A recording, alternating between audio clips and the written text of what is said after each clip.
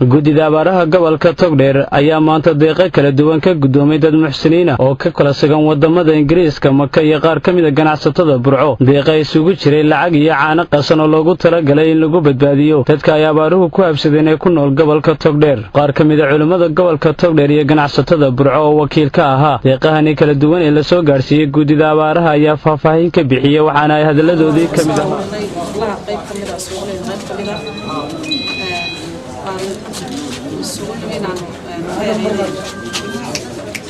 inaan ku caawino dadka abaaraha walaalaha iyo abaaraha islaamka wadayada ay dadana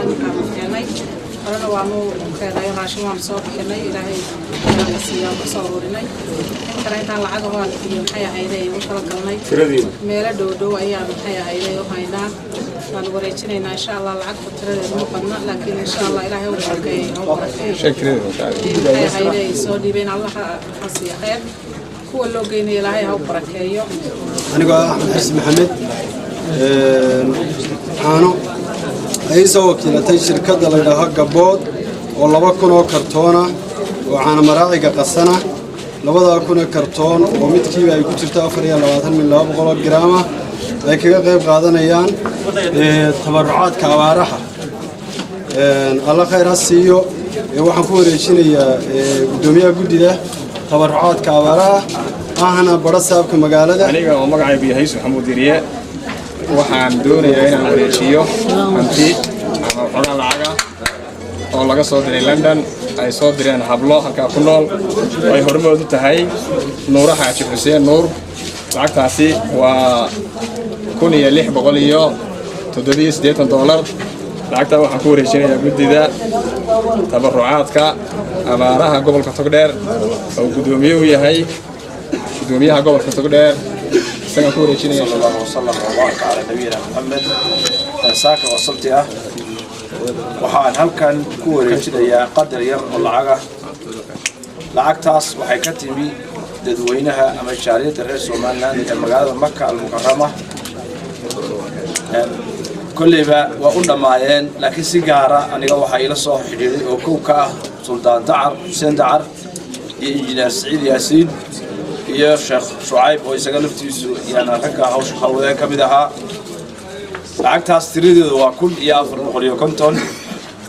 وحنا إن شاء الله نقول دون تيجو الرسالة لكن تيجو دم بيسمى نقول دون تا وحكون رجلنا يا gudoomiyaha gudida taaqulaynta dadka abaaraysan dambeyntiina barasaabka gobolka Togdheer Maxamed Ibrahim Aadan Qabyatire oo ah gudoomiyaha gudida abaaraha gobolka Togdheer ayaa uga mahad celiyay deeqahani ay soo gaarsiiyeen dadkani muxsiniinta waxaana ilaahay uga bariyay in halka ay ka soo saaraan ugu bedelo wax khayr ah haday tahay qablaha reer London soo diray lacagta iyo haday tahay qablaha gobolka Togdheer iyaguna sameeyay tabarucaadka intay isu tageen soo caawiyay walaalahooda baahan waxaan iyaga kale haddana u mahadnaqaynaa shirkadda Gabood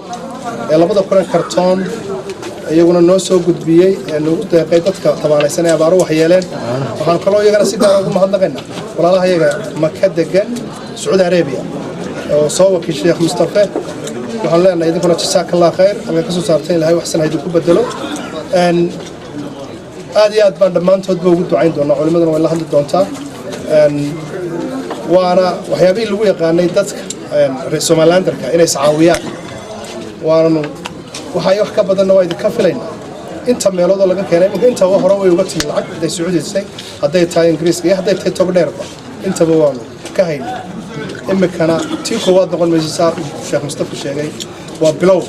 خضر عبد الرزاق سليمان خضر هند مقبايا عالمي كصومالي نيوز مقالة برعو.